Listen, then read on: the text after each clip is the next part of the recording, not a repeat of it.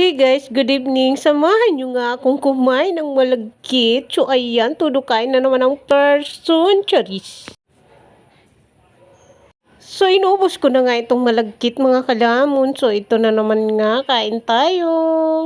Mga kalamon, last eat. Tayo ng sap-sap. Nagpara-ara na naman nga ni si Manay-Manay nindo dyan sa sap-sap na yan.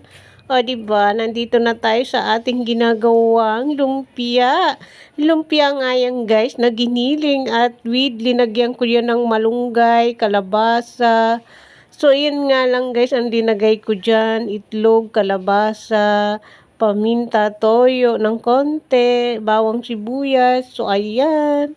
O, diba? Nagpara-ara na naman siya kang pigibo niya Tapos, yan, guys, design ko na lang yan na patata sa ibabaw ko yan guys linagay. So ayan, todo explain nga tayo dyan dahil tatlong gulay lang daw ang linagay natin dyan. Tapos yan, hinwalay ko yan. Ano na yan, wrapper na yan. Tapos hinati ko pa siya guys sa gitna para maging madami. So ayan. Tapos naghugas ulit ako ng kamay. Baka kasi sabihin di ako naghugas ng kamay dahil kakain ang aking mga kasama. O, diba? Linis na yan. Ayan. Ganyan ako magbalot, guys. O, diba? Maraming karni, maraming ayan. Tapos tupin mo daw guys sa pagkabilang gilid. Ayan daw ang lumpia ni Marlene.